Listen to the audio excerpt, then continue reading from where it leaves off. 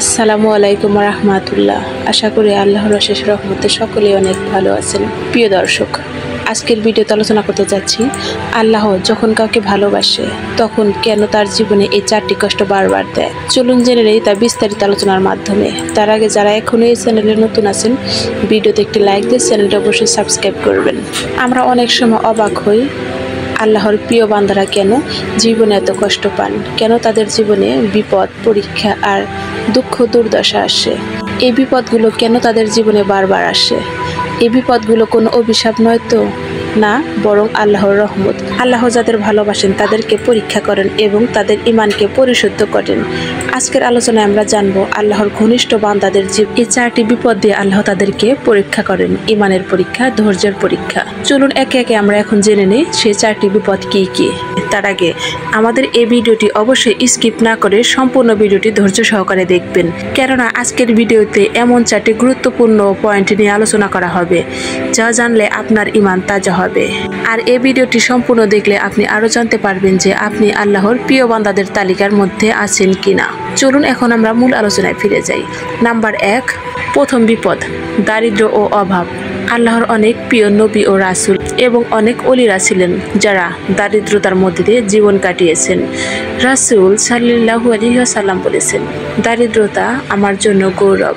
এই অভাবের মাধ্যমে আল্লাহ বান্দাকে অহংকার থেকে বাঁচান, তাকে নম্র ও ধৈর্যের শিক্ষা দেন।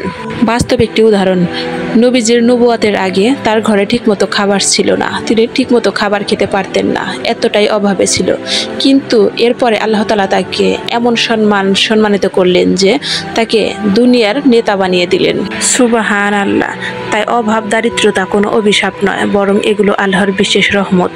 এ থেকে বোঝা যায় যে আল্লাহ যখন কাউকে ভালোবাসেন তখন তাকে দারিদ্রতা, কষ্ট দিয়ে পরীক্ষা করেন। দারিদ্রতা এটি কোনো অভিশাপ নয়, বরং আল্লাহর প্রিয় হয়ে ওঠার বিশেষ একটি রহমতের পরীক্ষা। তাই দরিদ্রতা আসলে হতাশ হবেন না, বরং ধৈর্য ধরুন, আল্লাহর কাছে সাহায্য চান, তিনি অবশ্যই সাহায্য করবেন। নাম্বার 2, দ্বিতীয় বিপদ, মানুষের অবজ্ঞা ও অপমান। আল্লাহর ঘনিষ্ঠ বান্দাদের অনেক সময় সমাজ অবজ্ঞা এবং সমাজের মানুষজন তাদেরকে ছোট করে দেখে। পবিত্র কুরআনে আল্লাহ তাআলা বলেন, আমি তো রাসূল পাঠিয়েছি তাদের নিজেদের মধ্য থেকে, কিন্তু তাদের অনেকেই উপহাস করেছে। সূরা ইয়াসিন। এভাবে আল্লাহ তার বান্দাকে পরীক্ষা করেন বিভিন্ন উপায়ে। সমাজ, মানুষের অবহেলা, দুঃখ, কষ্ট ও মানসিক নানা যন্ত্রণা দিয়ে আল্লাহ তাআলা আমাদের ঈমান পরীক্ষা করেন। এভাবে আল্লাহ বান্দাকে বিভিন্ন উপায়ে পরীক্ষা করে থাকেন। সে শুধু আল্লাহর কাছে মর্যাদা পান, কোনো মানুষের কাছে সে মর্যাদা খোঁজেন না। সে শুধু আল্লাহর কাছে বিশেষ হওয়ার চেষ্টা করে, তাই সবসময় সে ধৈর্য ধারণ করে। কোনো মানুষের কথা সে কানে নেয় না, কারো কথায় সে কষ্ট পায় না, সবার সাথে সরল ও নম্র আচরণ করে। এটাই হলো আল্লাহর ভালোবাসার পূর্ব নিদর্শন।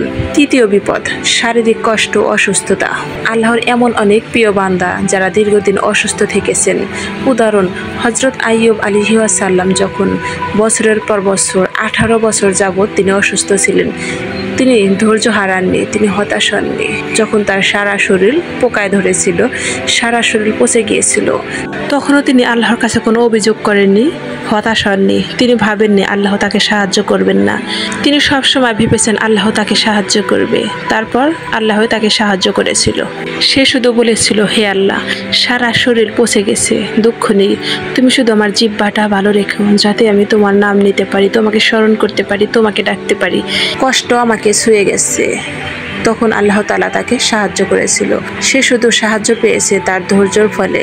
সে শুধু আল্লাহর কাছে প্রিয় হয়েছে তার ধৈর্যের জন্য। তিনি সবসময় আল্লাহর কাছে শুকরিয়া আদায় করেছে, আল্লাহর কাছে ধৈর্যের পরীক্ষা দিয়েছে। যুগে যুগে বহু নবী রাসূল তাদের জীবনী যদি আমরা পর্যবেক্ষণ করি বা তাদের জীবন অনুসরণ করি, তাহলে দেখা যায় তাদের জীবন ছিল অত্যন্ত কষ্ট ও দুঃখের মধ্যে দিয়ে। আমরা একটু দুঃখ কষ্ট পেলে হতাশ হয়ে যাই, অস্থির হয়ে পড়ি, আল্লাহ আমাকে ভালোবাসে না, আল্লাহর প্রতি নানা অভিযোগ করি। কিন্তু এটা আসলে ঠিক না। আল্লাহ তার প্রিয় বান্দাদের জীবনে বিভিন্নভাবে তাদেরকে কষ্ট দিয়ে পরীক্ষা করেন, তাদের ঈমান, ধৈর্য এবং তাদেরকে পরিশুদ্ধ করেন। চতুর্থ বিপদ, প্রিয় জিনিস হারানো। আল্লাহর প্রিয় বান্দারা কখনো তাদের সন্তান হারান, কখনো সম্পদ হারান, কখনো বন্ধু বান্ধব হারান, কখনো বা অসুস্থতার জন্য তাদের শারীরিক সুস্থতা হারান। আল্লাহ তাআলা তো পবিত্র কুরআনে বলেন, আমি অবশ্যই তোমাদেরকে পরীক্ষা করব। কিছুটা ভয়, ক্ষুধা, ধন সম্পদের ক্ষতি, জীবন ফল ফসলের ক্ষতি দ্বারা। আর ধৈর্যশীলদের সুসংবাদ দাও। সূরা বাকারা আয়াত 155। এই আয়াত দ্বারা প্রমাণিত হয় যে আল্লাহ তাআলা আমাদের জীবন থেকে যদি কোনো প্রিয় জিনিস নিয়ে নেয় বা কোনো সম্পদের ক্ষতি, অসুস্থতার ক্ষতি বা কোনো স্বজনকে হারানোর ক্ষতি, এসবই আল্লাহর পরীক্ষা। এই পরীক্ষাগুলো আল্লাহ তার প্রিয় বান্দাদেরকে বেশি করে থাকেন। যাদেরকে আল্লাহ ভালোবাসেন, যারা আল্লাহর ঘনিষ্ঠ বান্দা, তাদেরকে তিনি বিভিন্ন উপায়ে পরীক্ষা করে থাকেন। আল্লাহ তাদেরকে বড় কিছু দেওয়ার জন্য পরিশুদ্ধ করে নেন। প্রিয় ভাই ও বোনেরা, আল্লাহ যাদের ভালোবাসেন তাদের জীবনে এই 4টি বিপদ দেন। 1. দারিদ্র্য, 2. অপমান, 3. অসুস্থতা, 4. প্রিয় জিনিস হারানো। এগুলো কোনো শাস্তি নয়, বরং আল্লাহর বিশেষ রহমত। এসব বিপদের মাধ্যমে আল্লাহ বান্দাকে আরও বেশি তার দিকে ফিরে আনেন, গুনাহ থেকে দূরে করেন এবং আখিরাতে উচ্চ মর্যাদা দান করবেন। তাই এই বিপদগুলো আসলে হতাশ হবেন না, হাল ছাড়বেন না। ধৈর্য ধারণ করুন, আল্লাহর কাছে দোয়া করুন এবং আল্লাহর কাছে সাহায্য প্রার্থনা করুন। তিনি অবশ্যই সাহায্য করবেন। প্রিয় দর্শক, এই 4টি বিপদ যদি আপনাদের জীবনে থেকে থাকে তাহলে আল্লাহর শুকরিয়া আদায় করুন। এটি কোনো বিপদ নয়, এটি আল্লাহর রহমত। এই 4টি বিপদে আল্লাহ তাআলা আপনার ধৈর্য ও ঈমান পরীক্ষা করছেন। তাই হতাশ হবেন না, হাল ছাড়বেন না। আল্লাহর দিকে ফিরে আসুন। তিনি আপনার অতীতের চেয়ে ভবিষ্যৎ আরও সুন্দর করে দেবেন।